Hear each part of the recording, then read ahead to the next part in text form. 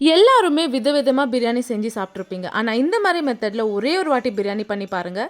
கண்டிப்பாக நீங்கள் அடிக்கடி பண்ண ஆரம்பிச்சிடுவீங்க. இதுக்கு என்னெல்லாம் தேவை தெரியுமா? 3 தக்காளி, 4 வெங்காயம் அண்ட் கொஞ்சோண்டு புதினா. அப்புறம் ஒரு மிக்ஸி ஜார் எடுத்து அதில் பட்டை, லவங்காய், ஏலக்காய், ஸ்டார் அனீஸ், பிரியாணி இலை, 6 பச்சை மிளகா, 2 ஸ்பூன் இஞ்சி பூண்டு பேஸ்ட் இதெல்லாம் போட்டு நல்லா கொரன்னு அடிச்சு எடுத்துக்கோங்க. அதுக்கப்புறமா நம்மளுக்கு மட்டன் சூப் தேவை. நம்ம யூஸ்வலாக எந்த மாதிரி சமைப்போமோ அதே மாதிரி மட்டன் சூப் வச்சுக்கணும். ஆனால் மட்டன் வந்து 80% தான் குக் ஆகிருக்கணும். நான் வந்து 1/2 kg மட்டன் எடுத்திருக்கேன் அண்ட் 2 கிளாஸ் ரைஸ் எடுத்திருக்கேன்.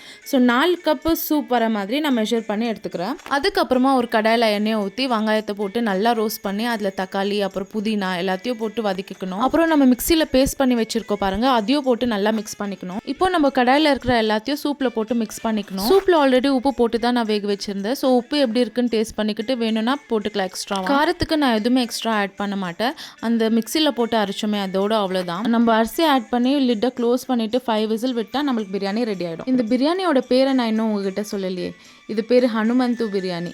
மைசூரில் ரொம்ப ஃபேமஸ். வீடியோ பிடிச்சிருந்தா லைக் பண்ணுங்கள். அடுத்த வீடியோவில் பார்க்கலாம். பாய்.